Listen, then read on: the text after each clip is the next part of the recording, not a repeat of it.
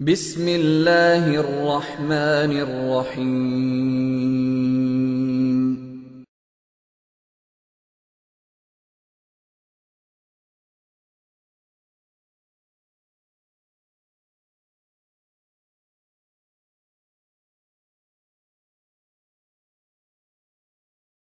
الحمدللہ وکفی والصلاة والسلام علی من لا نبی بعدہ، اما بعد فاعوذ باللہ من الشیطان الرجیم، بسم اللہ الرحمن الرحیم۔ عن معاویہ رضی اللہ تعالی عنہ قال النبی صلی اللہ علیہ وسلم: من یرد اللہ بہ خیرا یفقہہ فی الدین۔ میرے انتہائی واجب الاحترام دوستو، دنیا میں بہت سارے لوگ رہتے ہیں، مختلف ذہن کے مالک ہوتے ہیں، اچھے بھی ہیں برے بھی ہیں۔ کچھ لوگ ایسے ہوتے ہیں کہ ان کا مزاج انتہائی معتدل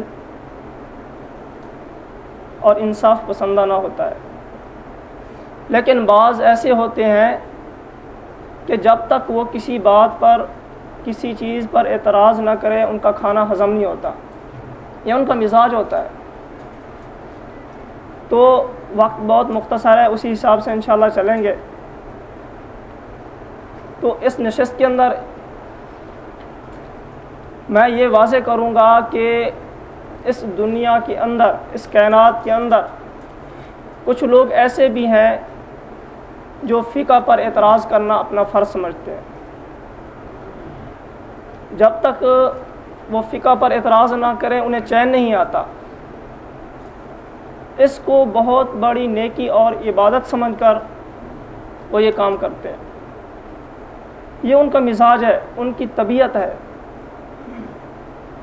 تو دن رات وہ اس حاصل کوشش کے اندر لگے رہتے ہیں، فضول قسم کے اعتراض کرتے رہتے ہیں، اور ان کا کہنا یہ ہوتا ہے کہ فقہ، خصوصاً فقہ حنفی کے جو مسائل ہیں وہ قرآن و حدیث کے سراسر خلاف ہیں، قرآن و حدیث کے مخالف ہیں، یہ ناقابل اعتبار ہیں، ناقابل عمل ہیں۔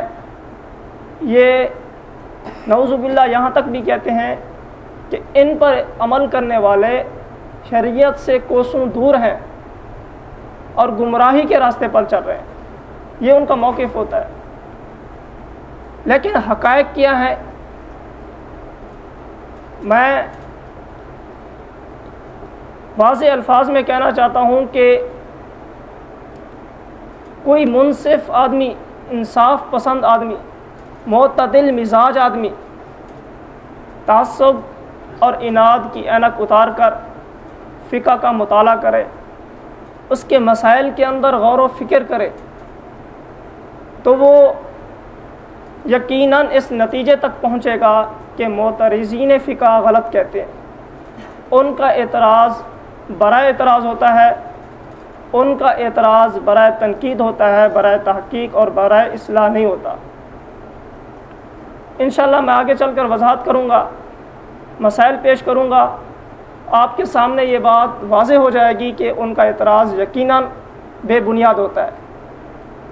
اب سوال یہ ہے کہ وہ اعتراض کس بنیاد پر کرتے ہیں، کیوں کرتے ہیں؟ تو عموماً اس کی چند وجوہات ہوتی ہیں۔ پہلی وجہ یہ ہے، وہ فقہ پر اعتراض کریں گے، اکثر ایسا کرتے ہیں کہ جو ہماری فقہ کے غیر مفتہ بھی اقوال ہیں، وہ اقوال ہیں جن پر ہمارا عمل نہیں ہے، ان اقوال کو بنیاد بنا کر اعتراض کریں گے، عوام الناس کے اندر پھیلائیں گے، ان کو فقہ سے گمراہ کرنے کی، دور کرنے کی کوشش کریں گے۔ پہلے نمبر پر وہ غیر مفتبی اقوال کو سامنے لاتے ہیں، اس کو اچھالتے ہیں، یا دوسرے نمبر پر وہ یہ طریقہ واردات اختیار کرتے ہیں کہ ادھوری عبارت، ناقص عبارت نقل کر کے گمراہ کرتے ہیں، پوری عبارت کبھی نقل نہیں کریں گے۔ جس عبارت سے ان کو مقصد ہوگا، یا ان کا مقصد پورا ہوتا ہوا ان کو نظر آئے گا، صرف اسی حصے کو نقل کریں گے، باقی اسی عبارت کے متصل جو جملہ اس عبارت کا اس اشکال کا جواب ہے ہمارے حق میں ہوتا ہے، اس کو قصداً چھوڑ دیتے ہیں، اس کو ذکر نہیں کرتے، اس کو نقل نہیں کرتے، دوسرے نمبر پر عموماً یہ کرتے ہیں۔ اور کبھی یہ بھی ہوتا ہے کہ وہ حسب عادت فقہ دشمنی کے زیر اثر فقہ پر اعتراض کرتے ہیں، کیوں ان کے مزاج کے اندر کوٹ کوٹ کر فقہ دشمنی بھری جاتی ہے۔ یہ میں بات ویسے نہیں کر رہا، اس پر میں آپ کو ایک آپ بیتی سناتا ہوں، اپنا واقعہ سناتا ہوں جو خصوصاً میرے ساتھ پیش آیا۔ یہ جنوبی پنجاب کا ایک ضلع ہے، ضلع راجن پور، آپ حضرات میں سے شاید بہت سارے جانتے بھی ہو۔ ڈیرہ غازی خان سے تقریباً کراچی کی طرف جائیں تو 112 کلومیٹر کے مسافت پر آتا ہے، اور ضلع راجن پور سے اندر کی طرف تقریباً 17 کلومیٹر کے فاصلے پر ایک شہر ہے مٹھن کوٹ، اس کے اندر ایک بزرگ بھی مدفون ہے، خواجہ غلام فرید رحمۃ اللہ علیہ۔ تو اس بزرگ کی وجہ سے یہ علاقہ خصوصاً مشہور ہے، وہاں بریلویوں کی کثرت ہے، دوسرے نمبر پر غیر مقلدین کا وہاں پر غلبہ ہے۔ تو اس علاقے کے اندر میری رہائش ہے۔ ہمارے محلے میں ایک آدمی رہتا ہے، وہ جماعت المسلمین کے ساتھ وابستہ ہے، لیکن اس کا ایک بیٹا جو کالج کے اندر پڑھتا ہے وہ غیر مقلدین کے ہتھے چڑھا ہوا ہے۔ اب غیر مقلدین نے اس کو اتنی اس کی ذہن سازی کی ہے، اتنی کی ہے کہ وہ ہماری بات سننے کو تیار نہیں ہوتا۔ آپ یقین فرمائیں کہ ہمارے محلے کی جو مسجد ہے اس کے اندر تقریباً سارے نمازی الحمدللہ اہل سنت والجماعت حنفی دیوبندی مسلک سے تعلق رکھتے ہیں۔ وہ اکیلا لڑکا، ابھی اس کے چہرے پہ داڑھی بھی نہیں آئی، اکیلا لڑکا پورے محلے کی مسجد کو خراب کرنے کے لیے آتا، ٹانگیں چوڑی کر کے، ہاتھ سینے کے اوپر باندھ کر، یوں اکڑ کر، اور چہرے سر کے اوپر نہ کوئی کپڑا ہے، نہ ٹوپی ہے، نہ پگڑی ہے، نہ رومال ہے، کچھ بھی نہیں ہے، اپنے مخصوص سٹائل کے ساتھ آ کر نماز پڑھتا اور آمین اونچی آواز سے کہتا۔ اس کے بعد یوں کرتا کہ وہ جو ہمارے مسجد کے امام صاحب ہیں، وہ اگرچہ عالم تو ہیں، عالم دین ہیں، لیکن وہ باضابطہ طور پر اس پوزیشن میں نہیں ہے کہ وہ اپنے مسئلہ کا دفاع کر سکیں، تو اس کے ساتھ الجھتا۔ یہ سن 2010 کی بات ہے، جن دنوں میں جنوبی پنجاب کے اندر خصوصاً سیلاب آیا تھا، بدترین سیلاب تھا، اور ہمارا علاقہ چونکہ نشیبی علاقہ ہے تو وہاں بہت زیادہ تباہی ہوئی۔ یقین مانیے تقریباً 100 سال کے بزرگ حضرات سے ہم نے خود سنا، وہ کہتے ہیں کہ ہم نے اپنی زندگی میں اس طرح کا بدترین سیلاب نہیں دیکھا جتنی تباہی اس سیلاب میں ہوئی۔ تو ان دنوں میں شعبان کی چھٹیوں میں گھر تھا، تو وہ ایک دن آیا اور اس نے بحث شروع کر دی۔ میں نے اس سے کہا کہ بھائی بحث کرنا فضول ہے، یہ خام کا آپ الجھتے ہو، چند باتیں ہوتی ہیں جس کا کوئی خاطر خواہ نتیجہ نہیں نکلتا۔ ایک دن نماز کے بعد میں نے اس کو ہاتھ سے پکڑا، بٹھا دیا، میں نے کہا اب اس مجلس کے اندر میں چند باتیں کرنا چاہتا ہوں، انشاءاللہ ان باتوں کی روشنی میں ہم آگے بات کریں گے۔ اس نے کہا ٹھیک ہے۔ میں نے کہا یہ بتاؤ آپ کے اصول کتنے ہیں؟ اس نے کہا 2، فرمان خدا، فرمان رسول۔ میں نے کہا اس بات پر پکے ہو؟ کہتا ہے ہاں بالکل۔ میں نے کہا دیکھو تمہارے یہ اصول، فرمان خدا، فرمان رسول، اہل حدیث کے 2 اصول، یہ تمہارے دیواروں پر بھی لکھے ہوتے ہیں، اشتہاروں پر بھی لکھے ہوتے ہیں، کتابوں پر بھی ہیں، ہر جگہ پہ ہیں، تو یہ ان اصولوں کے دائرے کے اندر رہتے ہوئے میں تجھے بات کرنے دوں گا، اس سے باہر نہیں نکلنے دوں گا۔ کہتا ہے بالکل ٹھیک ہے، خوش ہو گیا کہ جی میرے اصول۔ میں نے کہا دیکھو ہمارے اصول 4 ہیں، کتاب اللہ، سنت رسول اللہ، اجماع امت اور قیاس شرعی۔ تو میں شرعی طور پر اس بات کا پابند ہوں گا کہ ان 4 اصول کے اندر رہتے ہوئے میں اپنے موقف کو، اپنے مسئلے کو ثابت کروں، اور آپ اس بات کے پابند ہوں گے کہ کوئی بھی بات ہوگی، کوئی بھی مسئلہ ہوگا، ان 2 اصولوں سے باہر میں آپ کو نہیں نکل دوں گا۔ کہتا ہے بالکل، بہت اچھا۔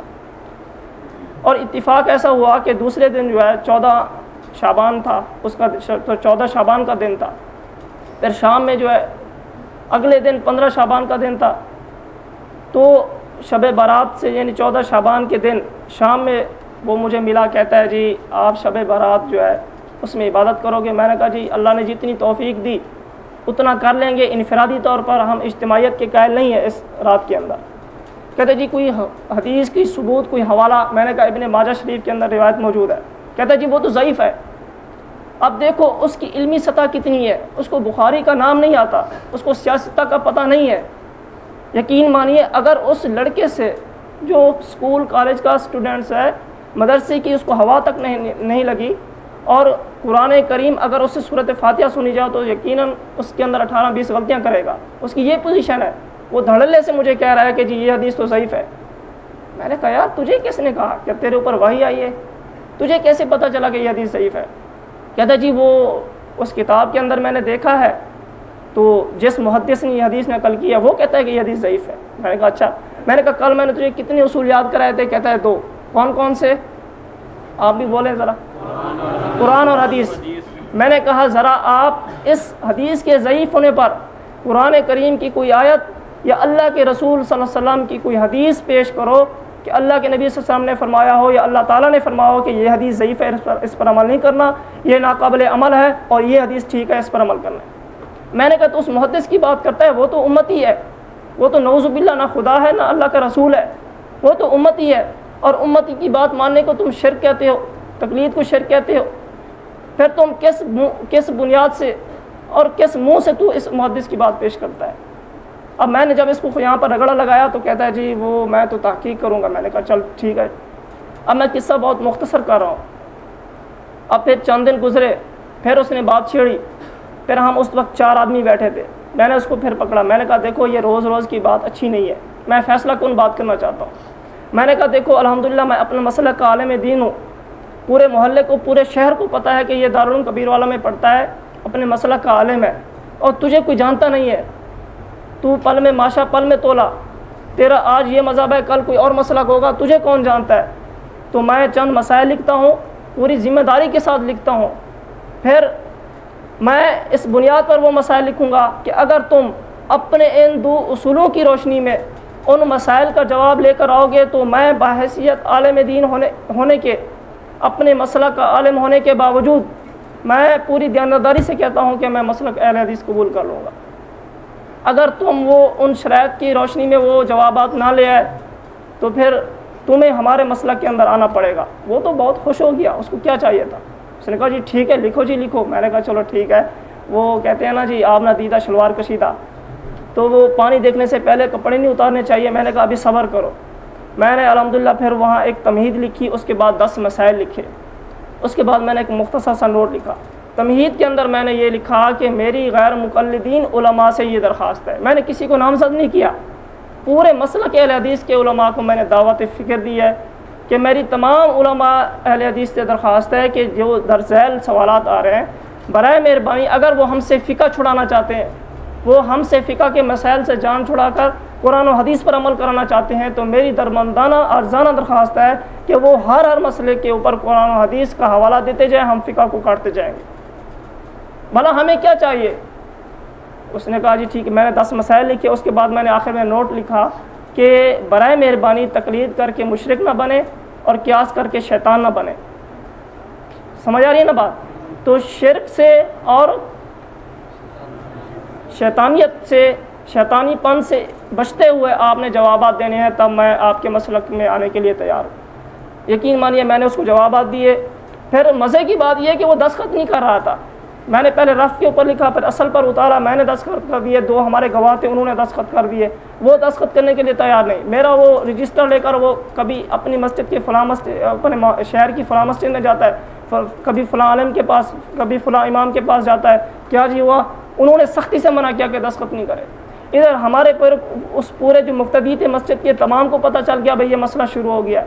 انہوں نے بھی دباؤ ڈالا کہ بھی دستخط کیوں نہیں کرتے؟ اگر تم اپنے آپ کو حق پر سمجھتے ہو، اپنے آپ کو سچ سمجھتے ہو، اپنے آپ کو نجات دہندہ سمجھتے ہو تو پھر تم دستخط کیوں نہیں کرتے؟ جب تمام یعنی مقتدیوں کی طرف سے دباؤ پڑا تو اس نے مجبوراً دستخط کیے۔ اب اس نے کہا تھا مجھے کہ میں 1 ہفتے کے اندر جواب لے کر آؤں گا اور پورے شہر کے اندر میں تمہارے خلاف بینر اور پمفلٹ لگاؤں گا۔ میں نے پھر وہی بات کی ہے، صبر سے کام لو، دیکھیں گے انشاءاللہ کیا ہوتا ہے۔ 2010 سے لے کر ابھی 2013 چل رہا ہے، وہ دن اور آج کا دن اس آدمی نے ابھی تک جواب نہیں دیے، اور یہی نہیں ہے کہ اس نے کوشش نہیں کی، اس کوٹ مٹن شہر سے لے کر ضلع راجہ پور کی حدود کے اندر وہاں اس نے رجوع کیا. ضلع راجہ پور سے آگے ایک تحصیل آتی ہے جام پور، اس کے اندر ان کا بہت بڑا مدرسہ ہے، وہاں اس نے رجوع کیا.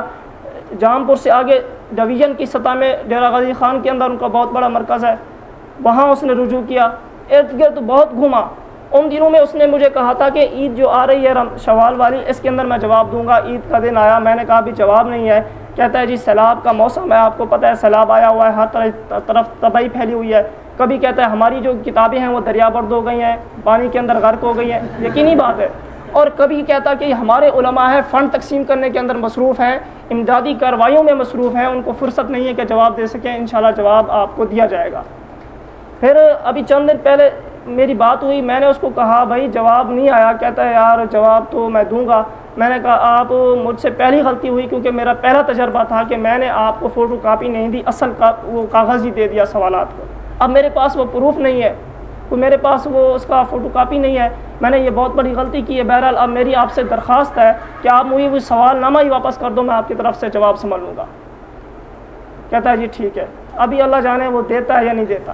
اب کہنے کا یہ یعنی کہ آپ بیتی سنانے کا مقصد یہ ہے کہ ان غیر مقلدیت کی حقیقت کیا ہے، یہ کتنے پانی میں ہوتے ہیں یقین جانو. ورنہ میں نے جو دستخط کیے، میں نے جو اپنے الفاظ وہاں تحریر لکھی ہے کہ میں مسئلہ کے اہل حدیث قبول کروں گا، کیا ان غیر مقلدین کے لیے یہ بہت بڑی خوشی کی بات نہیں تھی کہ ایک بنا بنایا ریڈی میڈ عالم میرے پاس ہمارے مسلک میں آنے کو تیار ہے؟ ایسی بات ہے نہیں ہے. ان کو تو اس کو سعادت سمجھتے ہوئے یعنی کہ اس پر عمل کرنا چاہیے تھا، جوابات دینے چاہیے تھے، خوشیاں منانی چاہیے تھی. تو لیکن اس کے لیے بھی وہ تیار نہیں ہوئے. بہرحال ہم مقصد کی طرف آتے ہیں. تو میرے کہنے کا مقصد یہ ہے کہ غیر مقلدین جو فقہ پر اعتراضات کرتے ہیں، یہ چند ان کے یعنی کہ چند وجوہات کی بنیاد پر کرتے ہیں. کبھی تو وہ عبارت ناقص نقل کرتے ہیں، ادھوری نقل کرتے ہیں، اور کبھی اس کا جو مفہوم ہے، صحیح مفہوم ہے، اس کو توڑ موڑ کر پیش کر کے عوام کو گمراہ کرنے کی کوشش کرتے ہیں. اب میں شروع کرنے لگا ہوں، مقصد کی طرف آنے لگا ہوں. تو پہلا اعتراض میں آپ کے سامنے یہ پیش کروں گا، پھر اس کا انشاءاللہ جواب بھی آپ کے سامنے واضح کروں گا کہ غیر مقلدین کا ایک عالم ہے مفتی عبید اللہ خان عفیف. اس نے ایک کتاب لکھی ہے فتاوی عالمگیری پر اعتراضات. اس کے اندر وہ یہ اعتراض اٹھاتا ہے کہ فتاوی عالمگیری کے اندر سر کے مسح کی فرضیت کا قول نہیں کیا گیا، بلکہ اس کا انکار کیا گیا ہے. اور بعنوان دیگر وہ یہ کہنا چاہتا ہے کہ فقہ حنفی ایسی گویا کہ ایک نکارہ قسم کی فقہ ہے کہ جس مسئلے کا صراحتاً قرآن کریم کے اندر حکم آیا ہے کہ وَامْسَحُوا بِرُؤُوسِكُمْ کہ سر کا مسح کرو، یہ فرض ہے، اس کا وہ انکار کرتے ہیں، اس کی فرضیت کے قائل نہیں ہے. سب سے پہلے اس نے بخاری شریف جلد 1 صفحہ 31 کی حدیث پاک نقل کی. اس کو میں مفہوم بیان کرتا ہوں کہ حضرت عبداللہ بن زید کے پاس ایک آدمی آیا. اس نے سوال کیا کہ حضرت کیا آپ اللہ کے نبی صلی اللہ علیہ وسلم جس طرح وضو فرمایا کرتے تھے اس طرح ہمیں وضو کر کے دکھلا سکتے ہیں، بتا سکتے ہیں؟ تو حضرت عبداللہ بن زید نے فرمایا کیوں نہیں، میں آپ کو ابھی وضو کر کے دکھلاتا ہوں. تو حضرت عبداللہ بن زید رضی اللہ عنہ نے پانی منگوایا وضو کے لیے، پھر وضو کر کے دکھلایا. 2 مرتبہ ہاتھ دھوئے، پھر 3 دفعہ کلی فرمائی، 3 دفعہ ناک میں پانی ڈالا، ناک کو چھاڑا، پھر 3 دفعہ چہرہ دھویا، اس کے بعد 2 دفعہ بازو دھوئے کونیوں تک، اس کے بعد سر کا مسح کیا. ٹھیک ہے. اب یہ الفاظ نقل کرنے کے بعد وہ کہتا ہے کہ یہاں حدیث شریف سے تو معلوم ہوتا ہے، قرآن کریم کی آیت سے تو معلوم ہوتا ہے کہ سر کا مسح کرنا فرض ہے، لیکن فتاوی عالمگیری کے اندر لکھا ہے کہ سر کا مسح کرنا فرض نہیں ہے. اب اس نے فتاوی عالمگیری کی کون سی عبارت نقل کی ہے، ذرا توجہ سے سنیے گا.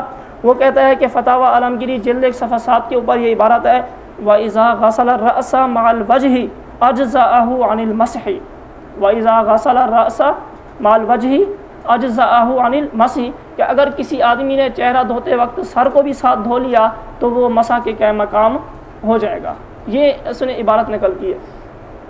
اب میں جواب دینے سے پہلے یہ ضروری سمجھتا ہوں کہ پہلے ہماری جو فقہ حنفی ہے اس کے اندر سر کے مسح کی حیثیت کیا ہے، اس کی اہمیت کیا ہے، کہ آیا وہ فرض ہے، واجب ہے، کیا ہے، یا نعوذ باللہ ایسا تو نہیں ہے کہ اس معترض کا اعتراض ٹھیک ہے، کہیں ایسی بات تو نہیں ہے. تو پہلے میں 2-4 حوالے اس پر دینا چاہتا ہوں کہ فقہ حنفی کے اندر سر کے مسح کرنے کی حیثیت کیا ہے.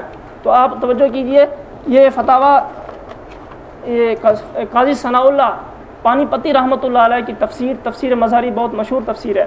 تو اس کے اندر یہ یا ایھا الذین آمنوا اذا قمتم الی الصلاۃ سورۃ المائدہ کی آیت نمبر 6 ہے. اس کے تحت وہ فرماتے ہیں فقلنا بوجوب مسح ربع الراس کہ ہم چوتھائی سر کے مسح کرنے کی فرضیت کے قائل ہیں، ہم چوتھائی سر کے مسح کرنے کی فرضیت کے قائل ہے۔ یہ اس کے اندر جلد 3 صفحہ 47 کے اوپر یہ تفسیر مظہری کے اندر لکھا ہے۔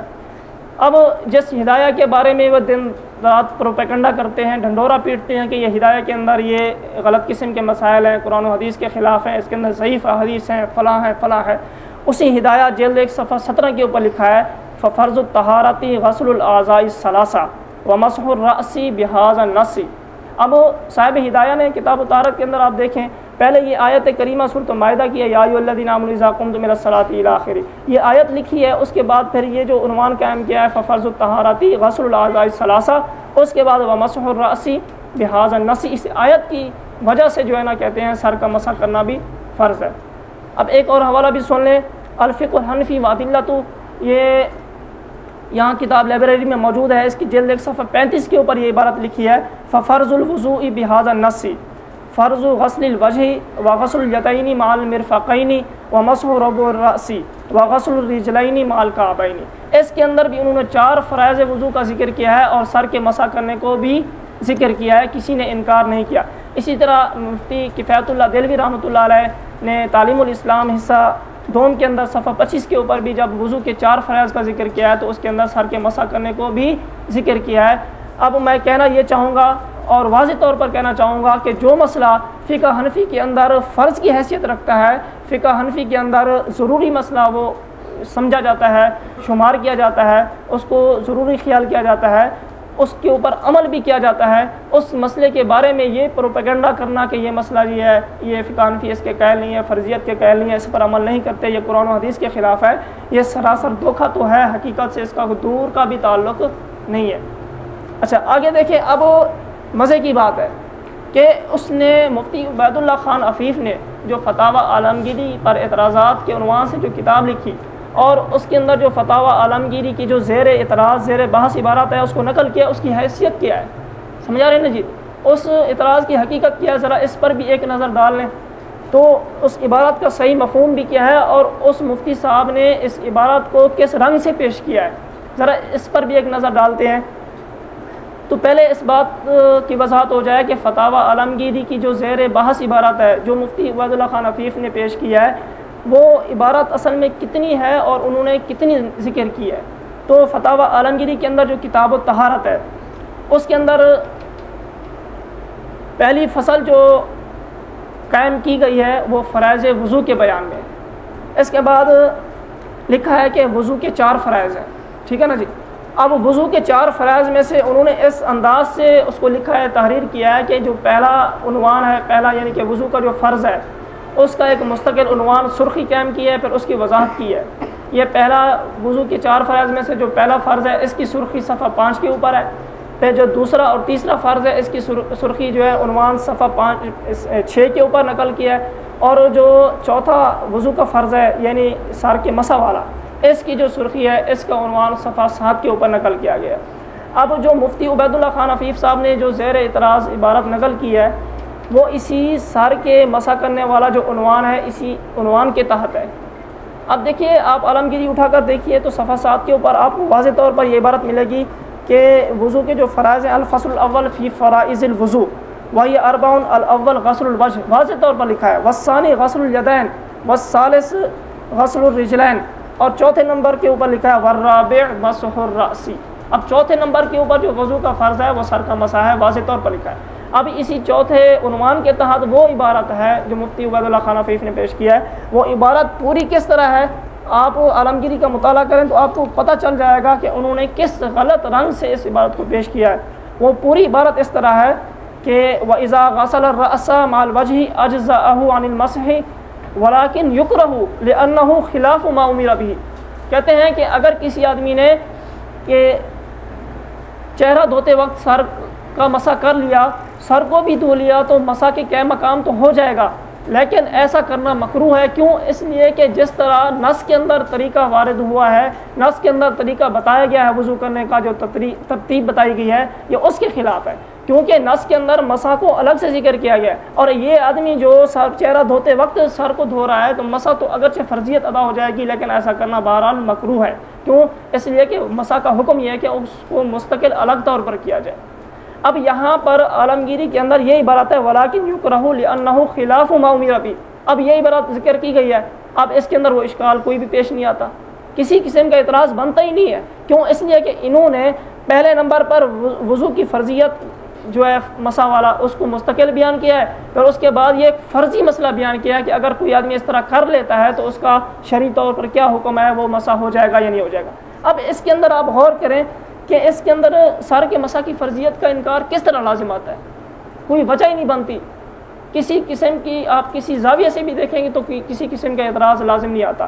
اور دوسرے نمبر پر یہ دیکھیں کہ اسی صفحے کے اوپر جو مفتی صاحب نے عبارت اعتراض کے لیے اٹھائی ہے، اسی عبارت سے ذرا 4-5 سطریں اوپر جو ہے ایک عنوان قائم کیا ہوا ہے والرابع مسح الراس کے چوتھے نمبر پر وضو کا فرض سر کا مسح کرنا ہے. یہ مفتی عبید اللہ خان صاحب عفیف کو نظر کیوں نہیں آیا؟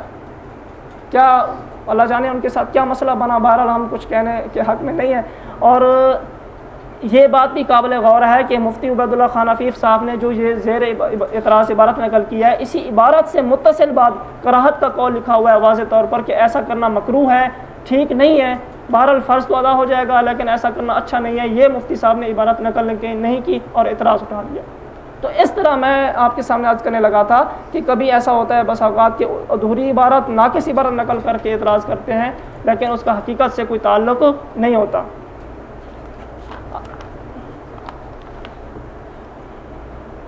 اسی طرح غیر مقلدین کی عادت ہے، ذرا سا یہ تحقیق کا شوق چڑھتا ہے تو پھر وہ بھاگے بھاگے آتے ہیں، بحث کرنا شروع کر دیتے ہیں.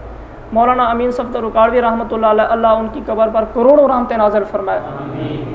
اس ہمارے مسلک کے اوپر ان کا بہت بڑا احسان ہے. تو یقین جانیے اس مسلک کی حقانیت اور اس مسلک کی یعنی کہ حفاظت کے اندر وہ شمشیر بے نیام تھے، دشمن کے لیے واقعی وہ شمشیر برہنہ تھے. تو وہ فرماتے ہیں کہ ایک دفعہ میرے پاس ایک غیر مقلد آیا اور ہاتھ کے اندر اس نے مسلم شریف کا ترجمہ اٹھایا ہوا تھا. پھر وہ مشہور حدیث ہے انشاءاللہ مسئلہ طلاق کے اندر آپ پڑھ لیں گے کہ جس کے اندر ہے کہ اللہ کے نبی صلی اللہ علیہ وسلم کے دور میں حضرت ابوبکر صدیق رضی اللہ عنہ کے دور خلافت میں اور حضرت عمر فاروق رضی اللہ عنہ کے دور خلافت کے ابتدائی 2 سالوں میں 3 طلاقیں ایک تھی. کہتے ہیں وہ اس نے حدیث دکھائی، کہتا ہے جی آپ حلالہ کو جائز سمجھتے ہو، آپ کیا کہتے ہو؟ میں نے کہا جی میں تو کچھ نہیں کہتا. کہتا جی آپ کچھ نہیں کہتے؟ میں نے کہا نہیں. کہتے کمال ہے، آپ تو اس کے اوپر بہت بڑی بات کرتے ہیں کہ حلالہ جائز ہے، یہ جائز ہے. کہتے ہیں میں نے آپ کو تو کچھ نہیں کہا، آپ کو کیا اعتراض ہے؟ کہتا جی یہ طلاق کی 3 طلاقوں کو ایک کہا گیا ہے، پھر بھی آپ حلالہ کا قول کرتے ہیں، کیسی بات ہے؟ تو حضرت امین صفدر رکاڑوی رحمۃ اللہ نے فرمایا کہ بھائی بات سنو، آپ مسلمان ہو؟ کہتے ہیں ہاں جی. کہتے ہیں آپ مسلمان ہو لیکن آدھے مسلمان ہو. اب وہ حیران ہو گیا کہ بھئی یہ کیسی بات ہے، میں آدھا مسلمان کیسا ہو گیا؟ کہتے ہیں جی دیکھو اسی مسلم شریف کے اندر جو تو حدیث پیش کر رہا ہے اسی سے ذرا پہلے آپ جائیں تو اس کے اندر حضرت جابر رضی اللہ عنہ سے یہ مروی ہے کہ اللہ کے نبی صلی اللہ علیہ وسلم کے دور مبارک میں حضرت ابوبکر صدیق رضی اللہ عنہ کے عہد خلافت میں اور حضرت عمر فاروق رضی اللہ عنہ کے خلافت کے ابتدائی سالوں میں مطاع کرنا جائز تھا، مطاع کیا جاتا تھا، صحابہ کرام مطاع کرتے تھے. اب جس طرح کا مفہوم تو نے پہلی بعد والی حدیث کا پیش کیا ہے بالکل بیانی وہی مفہوم جو ہے نا مطاع والی حدیث میں ہے.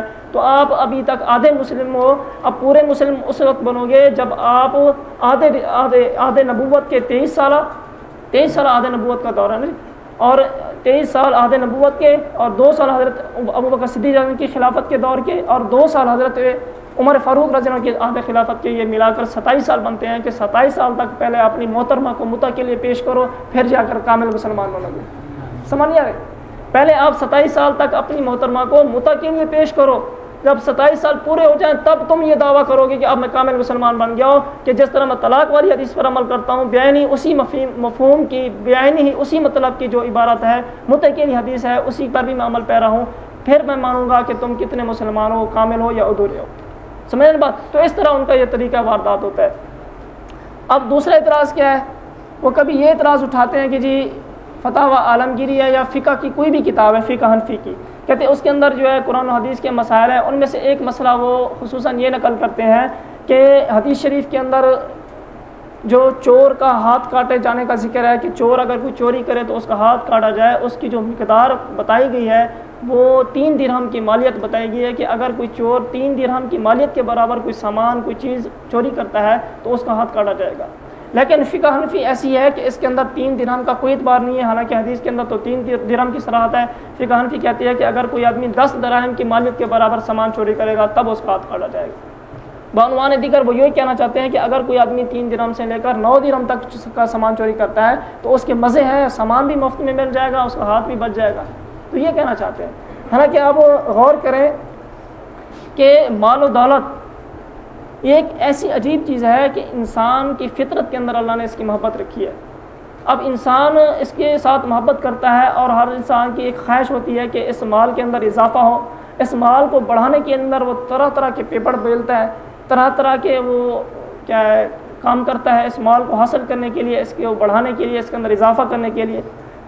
اب اگر شریعت کے رہنما اصول ہماری رہنمائی نہ کرتے تو اب یقین مانیے اس مال کو حاصل کرنے کے لیے جو ہوا پرست طبقہ ہے، جو دنیا سے محبت کرنے والا ٹولہ ہے، اس مال کو حاصل کرنے کے لیے سر عام علانیہ طور پر ڈاکہ زنی کرتے ہوئے نظر آتے۔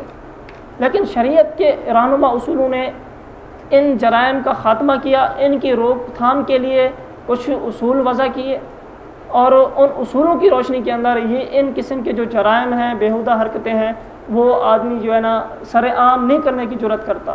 اگر شریعت کے اندر چور کا ہاتھ کاٹنے والا قانون نہ ہوتا تو بتائیے پھر کیا حشر ہوتا؟ ہر آدمی جس طرح اس کا جی چاہتا، جس طریقے سے چاہتا، جب چاہتا وہ مال چھیننے کے لیے وہ تیار رہتا، اور اس طرح کی حرکتیں کرنا معمول بن چکا ہوتا۔ لیکن شریعت نے اس کام کی روک تھام کی ہے، اصول وضع کیے ہیں۔ تو شریعت نے ایک قاعدہ بیان کیا ہے کہ اگر کوئی چور چوری کرتا ہے تو اس کا ہاتھ کاٹا جائے۔ اب سوال اس موقع پر یہ پیدا ہوتا ہے کہ کتنی مالیت کے چرانے پر ہاتھ کاٹا جائے گا؟ آیا اگر کوئی آدمی 8 آنے کی چیز چراتا ہے تب بھی ہاتھ کاٹا جائے گا؟ کوئی آدمی لاکھ روپیہ چراتا ہے تب بھی ہاتھ کاٹا جائے گا؟ اگر اس طرح کا کوئی پیمانہ نہ ہو، مطلقاً ہاتھ کاٹنے کو رکھا جائے، پھر تو کوئی بھی آدمی جو شریف آدمیوں کے علاوہ جو دوسرے جرائم کرنے والے ہیں وہ تو کوئی بھی نہیں بچے گا۔ لیکن شریعت نے انسانیت کے تقدس کا بھی خیال رکھا ہے اور اس کی اصلاح کی بھی کوشش کی ہے، اور اس کے جرائم کے اوپر جائز حد تک جو ہے نا سزا بھی مقرر کی ہے، تاکہ وہ آدمی معاشرے کا صحیح فرد بن سکے اور اپنے جرم سے توبہ کر کے اپنے صحیح معاشرے کے اندر واپس آ سکے۔ تو اب اس کے اندر مختلف روایت ہیں۔ بعض روایت سے ثابت ہوتا ہے کہ چوری کرنے کی صورت میں جتنی مالیت ہاتھ کاٹنے کی درکار ہے وہ مالیت 3 درہم ہے۔ اب نسائی شریف جلد و صفحہ 258 کے اوپر حضرت یہ حدیث شریف موجود ہے کہ اللہ کے نبی صلی اللہ علیہ وسلم نے ارشاد فرمایا لا تقطع ید السارق فیما دون المجن، لا تقطع ید السارق فیما دون المجن، کہ ایک ڈھال کی قیمت کے چرانے پر ہاتھ کاٹا جائے گا، ایک ڈھال کی قیمت سے جو کم مالیت کا سامان ہوگا اس کے چرانے پر ہاتھ نہیں کاٹا جائے گا۔ اب ہمارے سامنے ایک اللہ کے نبی صلی اللہ علیہ وسلم نے اصول رکھا، ایک ہمارے سامنے کسوٹی رکھی ہے کہ ڈھال کی قیمت کو پیمانہ بنایا جائے کہ ڈھال کی قیمت کے برابر مالیت کا اگر سامان چرایا جائے گا تب تو چور کا ہاتھ کاٹا جائے گا، اگر ڈھال کی قیمت سے کم مالیت کا سامان ہوگا تب ہاتھ نہیں کاٹا جائے گا۔ اب اسی فیصلے کے اوپر اللہ کے نبی صلی اللہ علیہ وسلم کے دور میں عمل بھی ہوا ہے، صرف ایسا نہیں ہے۔ بخاری شریف جلد و صفحہ 1004 کے اوپر کتاب الحدود کے اندر حضرت عائشہ صدیقہ رضی اللہ تعالیٰ عنہ ام المومنین امی عائشہ صدیقہ رضی اللہ عنہ سے یہ روایت موجود ہے، وہ فرماتی ہے کہ نبی کریم صلی اللہ علیہ وسلم کے عہد مبارک میں کسی چور کا ہاتھ ایک ڈھال کی قیمت سے کم مالیت میں نہیں کاٹا گیا، ایک ڈھال کی قیمت سے کم مالیت میں نہیں کاٹا گیا، گویا کہ یہ اصول بن گیا، اور اسی اصول کے اوپر حضرت ابو بکر صدیق رضی اللہ تعالیٰ کے دور خلافت میں بھی عمل ہوتا رہا، اب خلفاء راشدین کے دور میں بھی عمل ہوتا رہا۔ یہ تو ڈھال کی قیمت گویا کہ ایک متعین چیز ہے۔ اب بعد میں یہ عقدہ ہم نے حل کرنا ہے کہ ڈھال کی قیمت ہے کتنی، 2 روپے 3 روپے 5 روپے 8 روپے، ڈھال کی قیمت کتنی ہے، اب یہ مسئلہ ہم نے حل کرنا ہے۔ تو ڈھال کی قیمت کے بارے میں روایت مختلف ہے۔ اب بعض روایت کے اندر آتا ہے 3 درہم کی مالیت کے برابر ڈھال کی قیمت تھی، بعض کے اندر آتا ہے 5 درہم، بعض کے اندر آتا ہے 10 درہم، اس طرح مختلف روایت۔ اب بخاری شریف جلد و صفحہ 1004 کے اوپر جو روایت ہے، اور اسی روایت کو معترض عبید اللہ خان عفیف نے اپنے اس اعتراض مستدل کے طور پر پیش کیا اعتراض کے اندر کہ حضرت ابن عمر رضی اللہ عنہ فرماتے ہیں کہ درہم کی مالیت کتنی ہے؟ 3 درہم، درہم کی مالیت 3 درہم ہے۔ اب اس حدیث کو اس نے پیش کیا اپنی دلیل کے طور پر۔ اب دوسرے نمبر پر دلیل ہے نسائی شریف جو جلد و صفحہ 257 کے اوپر کہ حضرت سیدنا انس رضی اللہ عنہ سے مروی ہے، وہ فرماتے ہیں کہ ڈھال کی قیمت 5 دراہم ہے، اور اس 5 دراہم کے بدلے میں اللہ کے نبی صلی اللہ علیہ وسلم چور کا ہاتھ کاٹا کرتے تھے۔ یہ نسائی شریف کے اندر روایت موجود ہے۔ اب یہ 5 دراہم والی بھی روایت آ گئی، 3 درہم والی بھی آ گئی۔ اب پہلی روایت جو میں نے پیش کی ہے اوپر سے،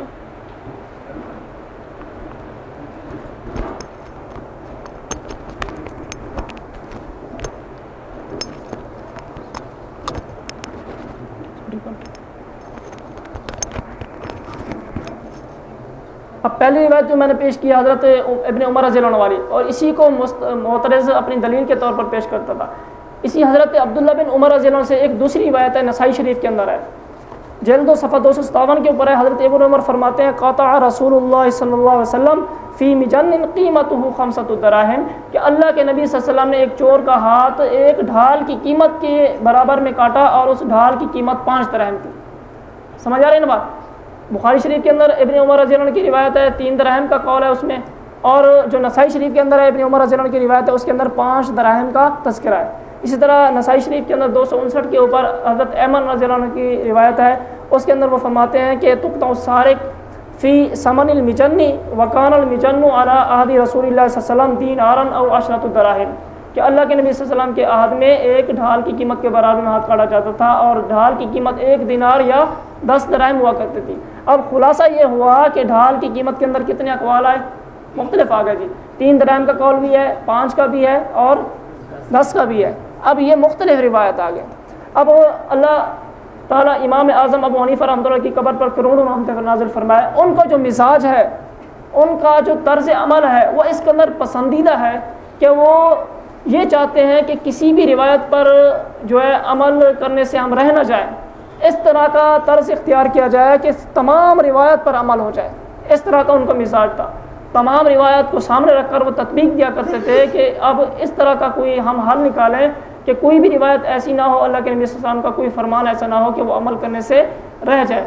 اب انہوں نے ان تمام روایت کو سامنے رکھا اور یہ حل نکالا کہ ڈھال کی قیمت جو ہے 10 درہم، اور یہی حل ہے کہ اگر کوئی چور چوری کرے گا تو اگر اس کی مالیت 10 درہم کے برابر پہنچے گی تب تو ہاتھ کاٹا جائے گا، ورنہ نہیں کاٹا جائے گا۔ اب 10 درہم بھی تو احادیث میں آ گئے، لیکن عبید اللہ خان عفیف 10 درہم والی روایت کو قطع نظر کر کے یہ اعتراض اٹھا رہا تھا کہ فقہ عالمگیری کے اندر تو آتا ہے کہ چوری کرنے کی جو عقل مقدار ہے، عقل نصاب ہے، وہ 10 درہم ہے، اور احادیث کا اس نے حوالہ تک نہیں دیا۔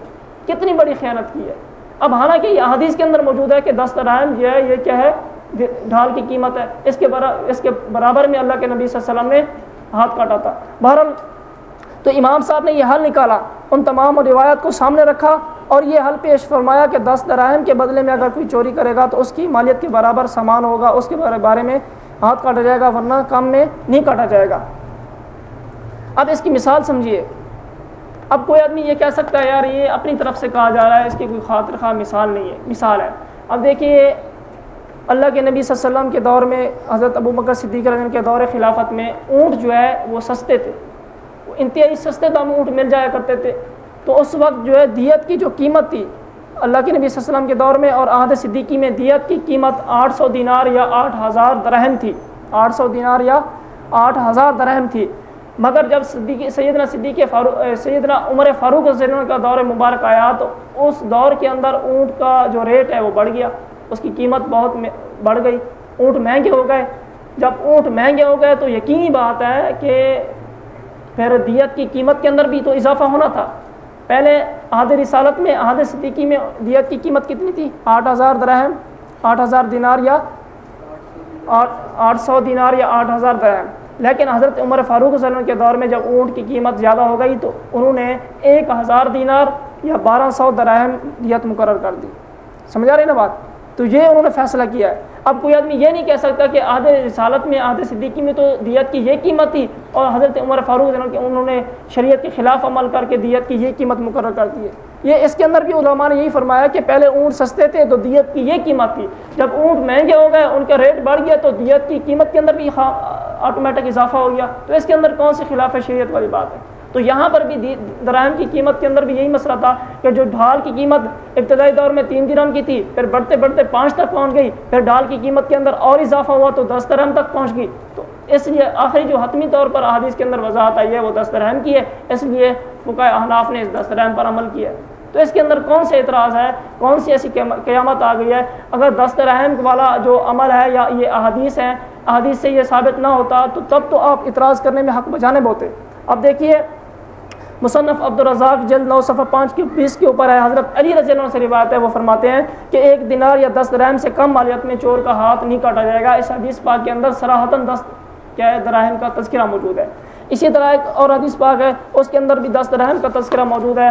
حضرت ابن عباس فرماتے ہیں، مصنف ابن ابی شیبہ جلد 14 صفحہ 371 کے اوپر روایت موجود ہے کہ چور کا ہاتھ ڈھال کی قیمت سے کم مالیت میں نہ کاٹا جائے گا اور ڈھال کی قیمت 10 درہم کے برابر ہے۔ اس طرح حضرت عمر رضی اللہ عنہ کی یہ حدیث پاک مصنف عبدالرزاق کے اندر بھی ہے، مصنف ابن ابی شیبہ کے اندر بھی ہے۔ اس حدیث پاک کا میں مفہوم عرض کرتا ہوں کہ حضرت عمر فاروق رضی اللہ عنہ کے دور خلافت میں ان کی خدمت میں ایک چور کو لایا گیا، اس نے کوئی سامان چرایا تھا، تو حضرت عمر فاروق رضی اللہ عنہ نے فوراً فرمایا کہ اس کا ہاتھ کاٹ دیا جائے۔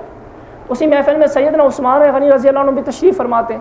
جب آپ نے سنا کہ حضرت عمر فاروق نے چور کے ہاتھ کاٹنے کا حکم صادر فرمایا ہے تو آپ نے فرمایا کہ بھائی اس کے پہلے جو مالیت اس نے چرائی ہے اس کا پہلے قیمت تو لگا لی جائے، کہیں ایسا تو نہیں ہے کہ 10 درہم سے کم اس کی قیمت بنتی ہو، حالانکہ چور کا ہاتھ تو 10 درہم کی مالیت کے برابر میں کاٹا جائے۔ جو جب اس سامان کی قیمت لگائے گی، اس کے حساب لگایا گیا تو اس کی مالیت 8 درہم تک بنتی تھی۔ جب 8 درہم کے برابر اس کی مالیت بنی تو پھر اس چور کو چھوڑ دیا گیا، اس کا ہاتھ نہیں کاٹا گیا۔ یہ نص ہمارے مسئلہ کی تائید کرتی ہے، ہمارے مسئلہ کی، ہمارے مذہب کی مؤید ہے، اور اس سے الحمدللہ یہ بات ثابت ہو گئی ہے کہ احناف کا جو یہ مسلک ہے کہ چوری کا جو کم سے کم نصاب ہے، ہاتھ کاٹنے کی جو کم سے کم مالیت ہے وہ 10 درہم ہے، اور یہ اس مسئلے کے اوپر الحمدللہ ہم صرف قیاس نہیں کرتے بلکہ احادیث شریفہ بھی ہمارے سر کے اوپر ہاتھ رکھتی ہیں، احادیث شریفہ بھی ہماری تائید کرتی ہیں۔ ایسی بات نہیں ہے کہ صرف ہم نعوذ باللہ اپنے ذہن کے اعتبار سے، اپنے قیاس کے اعتبار سے یہ مسئلہ گھڑتے ہوں، مسئلہ بیان کرتے ہوں اور شریعت ہماری رہنمائی نہ کرتی ہو۔ یہ میں نے 2 مسئلے آپ کے سامنے ایک مثال کے طور پر بیان کیے۔ پہلے مسئلے کے اندر کیا ہے، عبارت کو ادھورے طور پر نقل کیا گیا تھا، اور دوسرے مسئلے کے اندر جو ہے اس عبارت کا غلط مفہوم عوام کے سامنے پیش کر کے گمراہ کرنے کی کوشش کی گئی تھی، حالانکہ ایسی کوئی بات نہیں ہے اور اس کا حقیقت سے کوئی تعلق نہیں ہے۔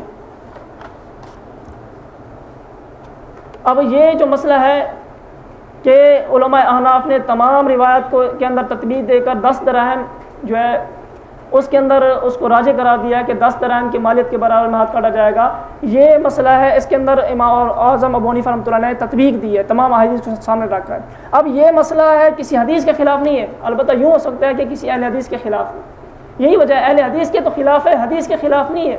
اسی وجہ سے مفتی صاحب کو جو ہے نا تھوڑی تکلیف محسوس ہوئی اور انہوں نے کتاب کے اندر لکھ مارا کہ جی یہ مسئلہ کیا ہے، قرآن و حدیث کے خلاف ہے۔ قرآن و حدیث کے خلاف نہیں ہے، حدیث کے ضرور خلاف ہے۔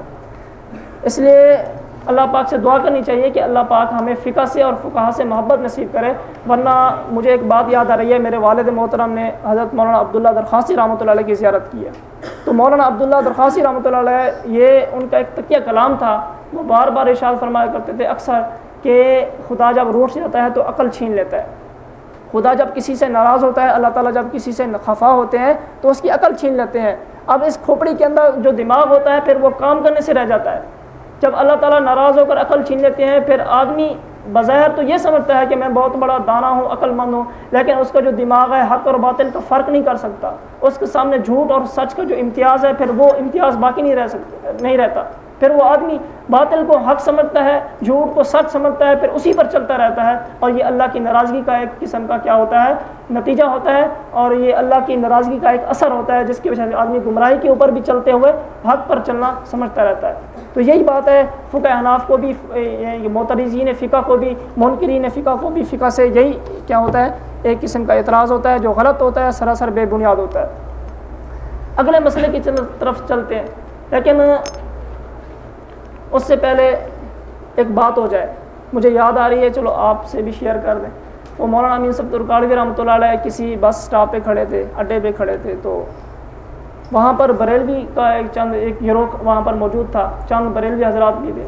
اب انہوں نے دیکھا کہ جی یہ مولانا صاحب کھڑے ہیں، تو آپ جانتے ہیں کہ باطل کی فطرت کیا ہوتی ہے، ان کی طبیعت کیا ہوتی ہے، شرارت مقصود ہوتی ہے۔ تو اب مولانا صاحب ایک جگہ پہ تشریف فرماتے، اب ایک بریلوی آتا، چپکے سے ساتھ گزرتا، الصلاۃ والسلام علیکہ یا رسول اللہ، الصلاۃ والسلام علیکہ یا رسول اللہ، اس طرح۔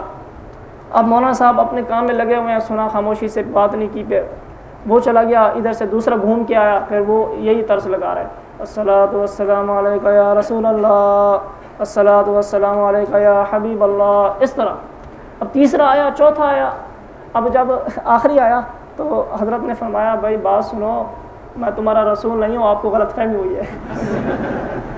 سمجھ آ رہی ہے؟ کہیں اور جا کر یہ پڑھیں، میں آپ کا رسول نہیں ہوں، معاذ اللہ، آپ کو غلط فہمی لگ رہی ہے۔ پتہ نہیں، تو یہ جو ہے نا باطل کا ایک طرز ہوتا ہے۔ اب شیعوں کے ساتھ آپ کا کبھی ٹکرا ہوا، ہمیں تو واسطہ پڑا ہے، جب کہیں شیعوں کے ساتھ آمنا سامنا ہوتا ہے تو فوراً وہ اپنا مخصوص نعرہ لگانا شروع کر دیتے ہیں۔ بریلویوں کے ساتھ ہوتے ہیں تو وہ پتہ نہیں کیا سمجھتے ہیں، اسی کو دین سمجھتے ہیں، اسی کو ایمان سمجھتے ہیں، پتہ نہیں سمجھتے کیا۔ تو یہ بات ہے۔ تو بریلوی حضرات بھی عجیب قسم کے ہیں۔ ایک جگہ میری ایک دیہات کے اندر، ہمارا دیہاتی علاقہ ہے، تو میں ایک دیہات کے اندر گیا تو ایک بھائی نے پوچھا، وہ بالکل سیدھے سادھے دیہاتی قسم کے ہیں، تو اس نے کہا ابھی بات یہ ہے کہ یہ بریلوی صلاۃ و سلام پڑھتے ہیں، یہ میری سمجھ میں نہیں آتی یہ بات کہ یہ ناجائز کیوں ہے، حالانکہ وہ تو درود ہی پڑھتے ہیں۔ میں نے کہا ابھی بات یہ ہے کہ ہم درود کے منکر نہیں ہیں، اصل بات یہ ہے کہ اب ایک آدمی ہے، وہ ابھی مؤذن ہے، وہ اذان کہہ رہا ہے، اب اذان پڑھ رہا ہے تو آخر کے اندر اذان کے کون سے جملہ پڑھا جاتا ہے؟ اب وہ اگرچہ دیہاتی تھا، بہرحال مسلمان تو تھا، اس نے کہا کہ آخر میں پڑھا جاتا ہے لا الہ الا اللہ۔ میں نے کہا بس اتنا ہوتا ہے؟ کیسا اتنا ہوتا ہے؟ میں نے کہا اگر ایک آدمی اٹھ کر آ جائے اور وہ کہے کہ بھی میرے دل کے اندر عشق رسول ہے، میرا یہ ایمان اور ضمیر گوارا نہیں کر سکتا کہ اذان کے اندر میں اللہ کا نام تو لوں لیکن اپنے حبیب صلی اللہ علیہ وسلم کا نام نہ لوں، مجھ سے یہ برداشت نہیں ہوتا، اس لیے وہ آ کر اذان پڑھتا ہے اور اذان کے آخر میں کہتا ہے لا الہ الا اللہ محمد رسول اللہ۔ اب میں نے کہا دیکھو آپ عالم نہیں ہو، بالکل سیدھے سادھے جٹ اور دیہاتی قسم کے ہو، آپ کا ذہن کیا کہتا ہے اس مسئلے کے بارے میں کہ اس آدمی نے جو اذان کے آخر میں لا الہ الا اللہ کے بعد محمد رسول اللہ کا اضافہ کیا، یہ ٹھیک کیا یا غلط کیا؟ اب آپ تو عالم نہیں ہو، آپ غیر جانبدارانہ طور پر کہو۔ تو اس نے کہا یہ اس نے واقعی غلطی کی ہے، ٹھیک تو نہیں کہا۔ میں نے کہا کیوں؟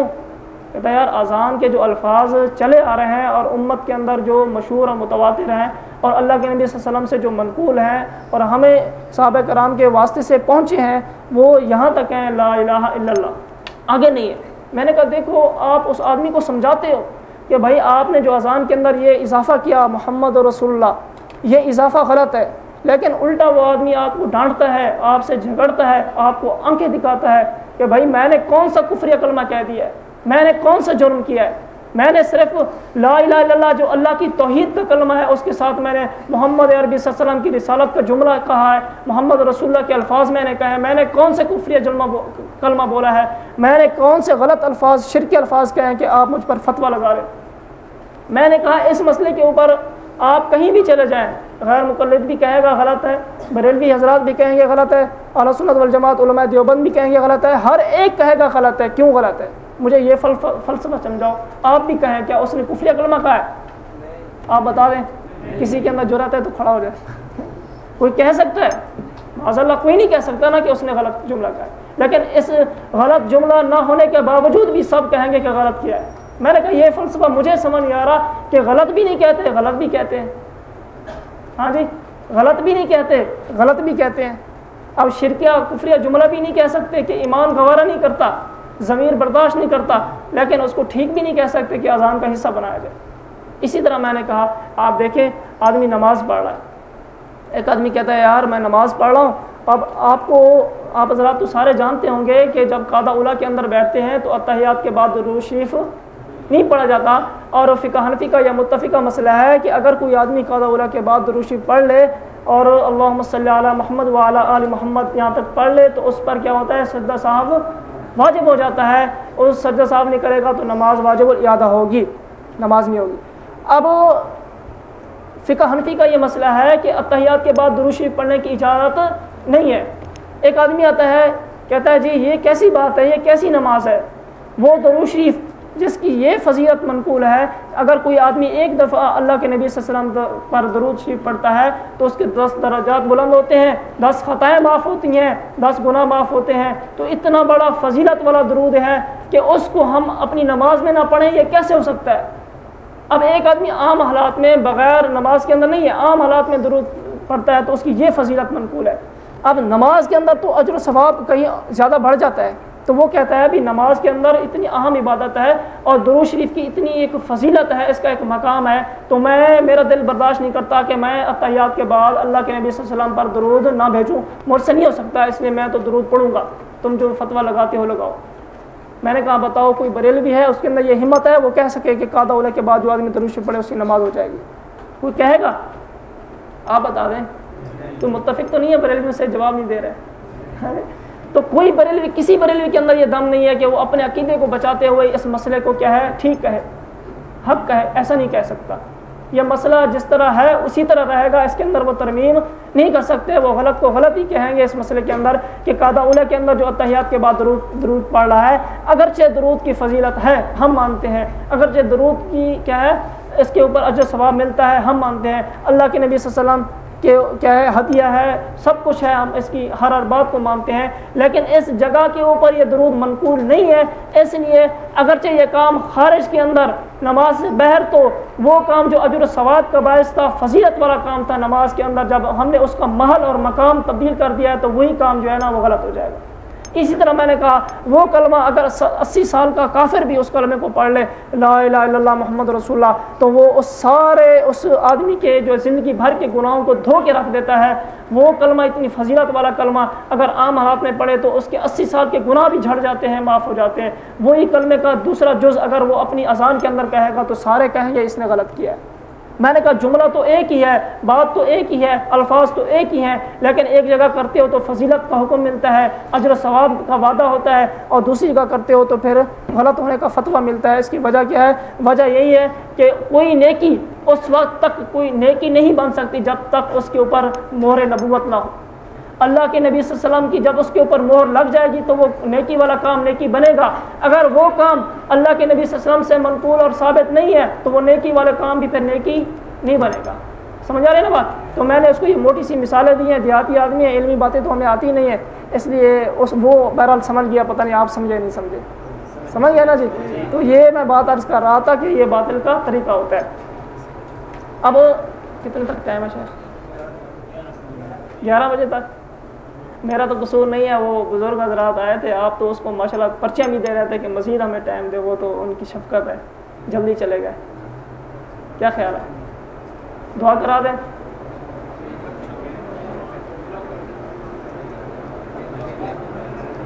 ٹھیک ہے جی، جو کہا سنا، اللہ تعالیٰ عمل کی توفیق عطا فرمائے۔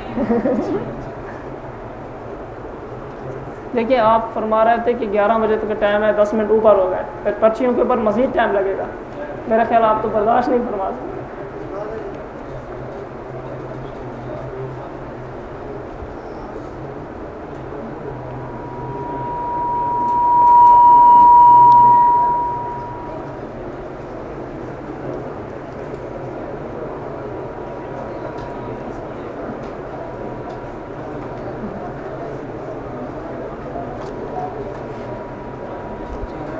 بار بار یہ سوال پوچھا جا رہا ہے کہ وہ جو 10 سوال آپ نے غیر مقلد کو لے کر دیے تھے وہ کون سے تھے؟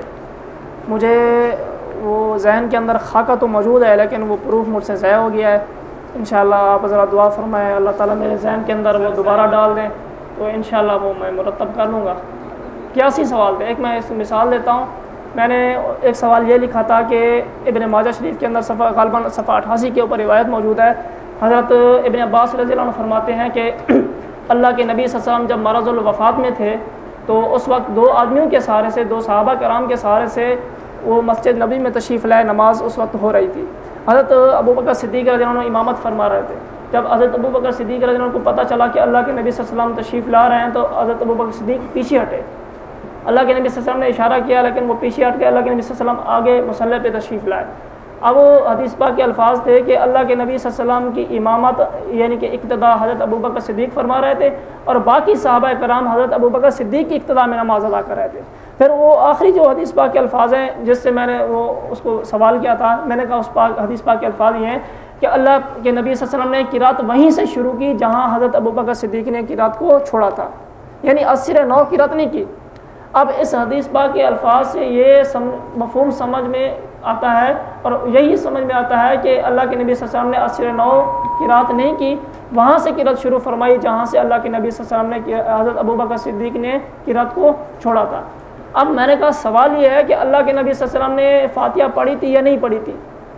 اب اس حدیث پاک سے یہی مفہوم ہوتا ہے کہ اللہ کے نبی صلی اللہ علیہ وسلم نے یا تو مکمل فاتحہ نہیں پڑھی، وہاں سے آگے سے قرات شروع کی، یا کم از کم ہم مان لیتے ہیں کہ درمیان فاتحہ تھی، آگے سے شروع کیا۔ اب کچھ نہ کچھ حصہ فاتحہ کا رہ گیا نا۔